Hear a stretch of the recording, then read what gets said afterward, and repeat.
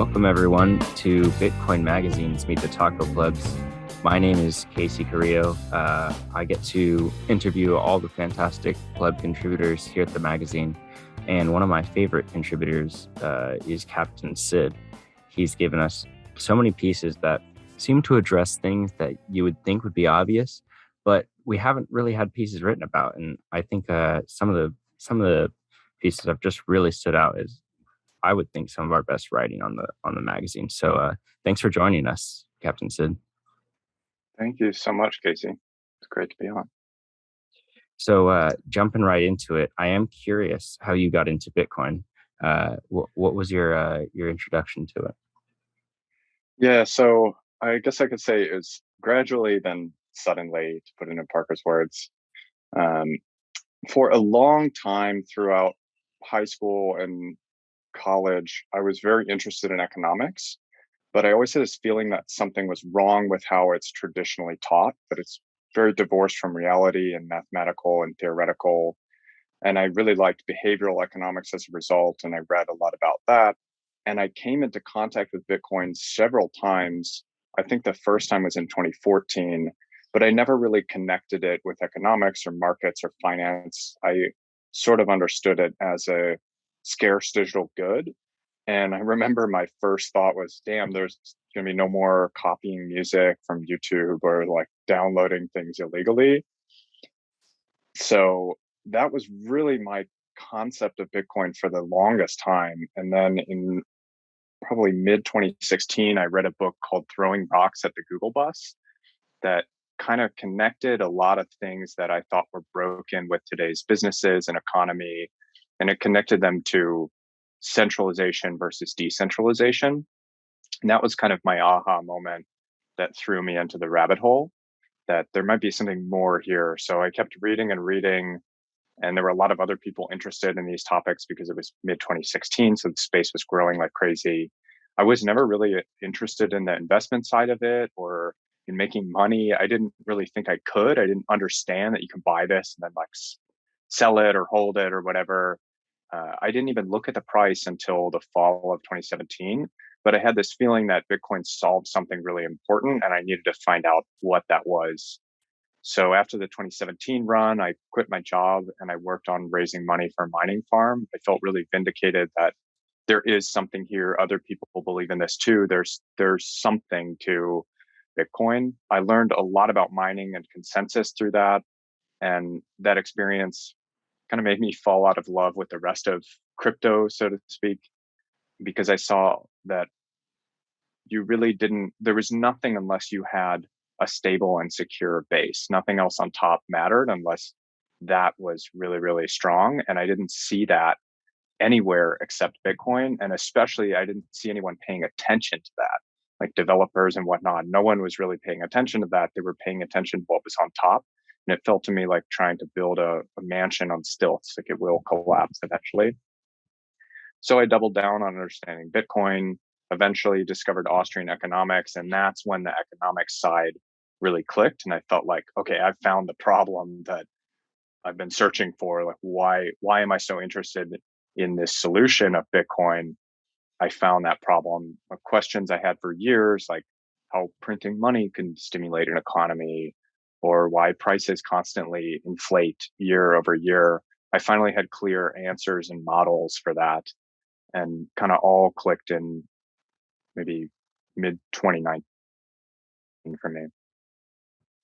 Yeah. Well, it sounds like you've had your hand in quite a few places, and it's interesting that you remark on that experience with the mining and how it sort of reinforced your belief in Bitcoin. So that's very interesting. I guess the next thing I'd move on to asking about is how has Bitcoin changed your life? Because beyond our career trajectories, Bitcoin has so many impacts on us. Yeah, so I think there's really two big ways I feel like it has changed me. One, it by being a simple vehicle for saving money and something that I feel very confident will be worth more in the future or at least equal to the purchasing power that I'm putting into it today. I've started to think more about just producing things and saving, and not what I think of now as gambling, like buying a bunch of stocks and waiting for them to pop off, or trading things. And I used to be much more interested in that. And I think part of that is because that's the only way you can avoid a steady, slow bleed via inflation today. You have to play these kinds of games. And Bitcoin gave me something that I don't have to play. I just buy it and hold it. And it's really, really boring. And I'm glad it's boring, because now I can focus on producing things and adding value in my life and in other people's lives and making money. And I feel like really, that should be the purpose of going out, working, and making money. You shouldn't have to think about gambling uh, to save your savings, basically. And the second thing is, it's kind of engendered a distrust in experts and in jargon, which I know can lead down some bad paths. And I try to avoid that as much as possible, and try to look at everything through a rational lens and not fall into conspiracy theories and a lot of bullshit that doesn't have reason or experts behind it. But especially within finance and looking into Bitcoin, I've kind of built this belief that most people that are in the financial industry today don't really have any clue what's going on. And I think the 2008 financial crisis was the biggest example of this for me. And looking back on it and trying to better understand it, because I was, I don't know, like early high school at that time, I really didn't have any clue how it happened. I just saw what I saw on the news. But looking back on 2008, I've seen that there was just wildly reckless activity and incentives that did not align for the government and the financial industry versus everybody else. And there's just no way they're going to change what they're doing. And most people that are in that system they're not nefarious. They just have no idea what's going on. Yet we pay these people hundreds of thousands or millions of dollars. They're some of the highest paid people in the world. And I thought, oh, well, they must be really smart. They must know what they're doing. But when you ask them simple questions like, why do we have inflation every year? They don't really get to the root or understand why these things are happening or have a good reason for it. So be, being involved in Bitcoin and answering some of these really simple questions for myself has made me realize most of these people that are so-called experts don't really understand this thing. And I think that extends into a lot of domains, unfortunately. Yeah, it's actually incredible when you think about it, how the entire financial world appears to be this sort of smoke and mirrors. And I think you touched on two really common things amongst Bitcoiners, two common feelings, which is the desire to have like a simple savings mechanism, one that doesn't require them to become an investor like as their second job, and Yep. the distrust of institution type, whatever the leading thoughts are in this space. It leads to a distrust of that, because once you understand how the financial world has been completely masked and very much sold differently than what the reality is to us. And I think it really does change your perspective on what we're being told in various aspects of our lives, not just finance. And yeah, totally common themes there. Um, but going onwards to some of the articles that you've written for us here at the magazine, I'm a huge fan actually of your writing, mostly because you seem to take these topics that are straightforward, insightful, and you just explain it in ways that Bitcoiners and no coiners can understand. And I'm just curious, like, what your process is for writing about these things, and what do you think is the most important thing, like people who are getting into Bitcoin should understand about it?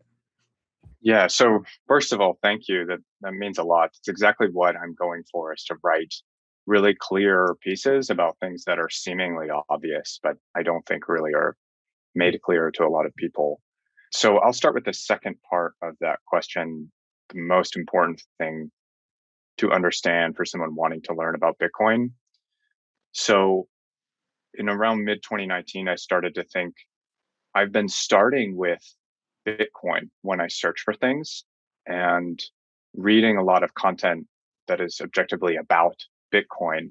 But I found that a lot of times I got lost in technicality, or it would veer off into some crypto scam or some blockchain thing. And I was always left with this sense that I found a really interesting solution, but it's searching for a problem. I don't really know what this solves or why it needs to exist, why we need all this decentralization and hashing and whatnot. And when I flipped that on its head and I started thinking about money and economics more, I watched, I can't remember the name off the top of my head now, but it's a gold and silver guy that Secrets of Money. It's a YouTube series that goes into a lot of problems with modern day money. I started to understand the depth of the problem. And then I had a motivation to find a solution. And for me, I had already spent all this time reading about Bitcoin, so it clicked immediately. But I think that creates a motivation to go out and find a solution. And the solution becomes obvious when you read about Bitcoin. And it also helps you see that other coins are not what they advertise themselves as. They're either usually toys or outright scams. And that really clarified a lot for me of starting with money. And I think part of the problem of understanding money and finance is how technical the jargon has become. As I said earlier, that technicality can be helpful in adding precision in a lot of different domains, but I think it only adds complexity and shields the entire profession from outside observers to when you apply it to finance and money, the housing crisis being a great example. So I've always been amazed by the ability of really great writers and thinkers to take complex truths and jargon and cut them down to simple language. So I want my writing to do the same. As for a process, I don't really have one, to be honest. I look for patterns and I basically wait for inspiration to strike. I've been thinking about these topics, like I said, for years and years. So when I write an article, it's usually about a topic that I thought about 5 years ago. And then I saw something in a different domain. I was hiking or watching TV or something, and something just clicked. A pattern that I see in another domain applies to that. I think that would be a really good way to explain what's actually going on here. So that's usually how I come up with the threads that I pull on for my pieces. And then I basically just sit down and spit it all out, and then editing takes care of the rest. Well, we're really thankful for those pieces, Captain Siddh. They have been some of our best performing pieces, not going to lie. And I think at the core of that, like you said, it's just taking these technicalities, and with Bitcoin, it's easy to represent things, in a way for everyone to understand. And that's because at the root of it, it's addressing this problem. And once you understand the problem of the monetary system today, the clear answer of Bitcoin becomes that much more clear and less complex to understand, I suppose. So yeah, their pieces are really great at doing that. And I guess I'll ask you now what you are most excited for going forward in the Bitcoin space, because we have a lot going on. Yeah, so it has been a whirlwind basically since I officially joined this space and started doing that fundraising for mining, like what, 4 years ago. The first thing that I'm really interested in and excited about is mining improving energy markets. I've written a piece about this for the magazine. I think it's a hugely important piece of the whole space, and it was one of the first things when I started raising for the mining farm and looking into mining that I realized there are people outside of Bitcoin who don't have any interest in Bitcoin. They don't have philosophical alignment with Bitcoin. They really could not care less. They don't want to hold it. They don't want to know about it, but they will mine it because they can make money off of stranded or wasted energy. Like natural gas flares was the first example of this. And that was a hugely important thing to me, because you will bring people along not by convincing them with language and rhetoric and ideas, but simply because they need to eat and they need their businesses to survive. They don't really care about Bitcoin, but they will support it. So I'm really excited about different energy producers coming to realize that there's a way that they can build this into their businesses and improve their business by mining. And they don't even really need to know or care about Bitcoin to do that and to help support the network. And it will help decentralize mining as well. The second thing that I'm really interested in is more nation state adoption. I don't really care all that much about the pomp and circumstance of a nation state saying, oh, we're going to take it as legal tender. But I do think there's a symbolic importance there that's going to create an interesting chain of events. So what I think is going to happen is as nation states go through this sort of process of elevating Bitcoin to legal tender within their nation, it's going to beg a response from the existing international powers like the US and Eurozone and UN and IMF and whatnot. If it's just individuals finding and using Bitcoin, there's not really much of a story there that a nation or a large international body has to respond to. But if a nation comes out and says it, now we've put it on the nation state level, and you start to get questions being asked of these bigger powers, well, what is this thing? Why are they adopting it? Why are they interested in it? And that means those powers are going to have to publicly start explaining their position on Bitcoin and on their monetary system at that nation state diplomatic level in front of everybody.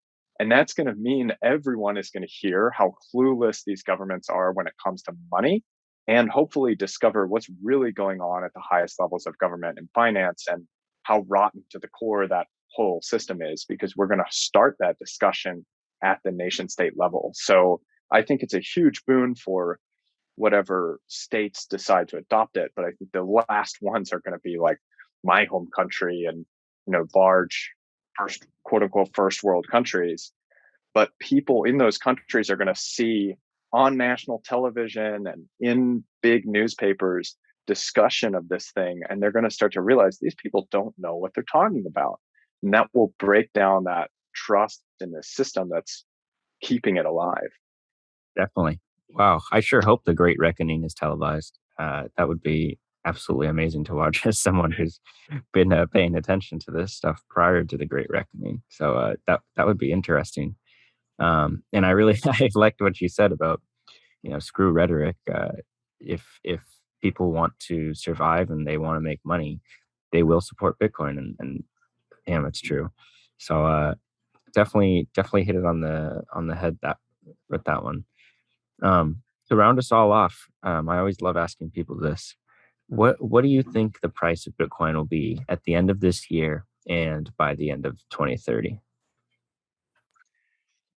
Yeah, so I don't really spend much time thinking about this or looking at charts or anything, but I would say for the end of 2021, I do hit 100K.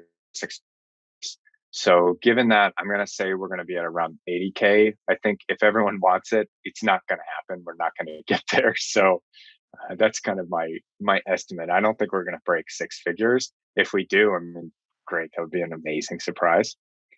As for 2030, I really don't have a number. All I will say is, in retrospect, I think the last bull run was really driven by people wanting to strike it rich.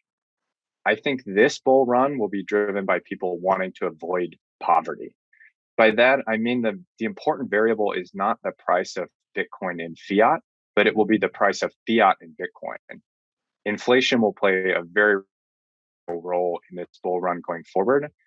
And it makes me think that we could have Bitcoin at $1 billion by 2030, but I'm not super excited about that because I don't know what the loaf of bread might cost. If a loaf of bread is, $100,000, then $1 billion isn't really that much. So that's kind of what I'm thinking is I'm seeing more and more people getting involved in dollar cost averaging and just changing their mindset of thinking of Bitcoin as long-term savings and holding for a long period of time, not really worrying about how much you have, but just sitting on it. Whereas in 2017, people were just plopping down large amounts of cash and selling like a month later because they made 20% or whatever. And there was a lot of focus on this quick run up. I think there's a lot more focus on long term, just save and wait 5-10 years and see where you're at. And that's gonna drive Bitcoin going forward much more than just the quick speculation. Yeah, I am inclined to agree with you, and you were you were totally on point with this bull run might be about avoiding poverty rather than trying to get rich, much like the 2017 was. So that was that was a tweet right there. If you haven't tweeted that, so thanks for joining us, Captain Sid. Everyone, make sure to check out all of his articles. They're all fantastic, and thanks again for joining us. Awesome. Thank you so much, Casey. This was a pleasure. And make sure to check out the next episode of Meet the Taco Plebs, everyone. I'll see you then.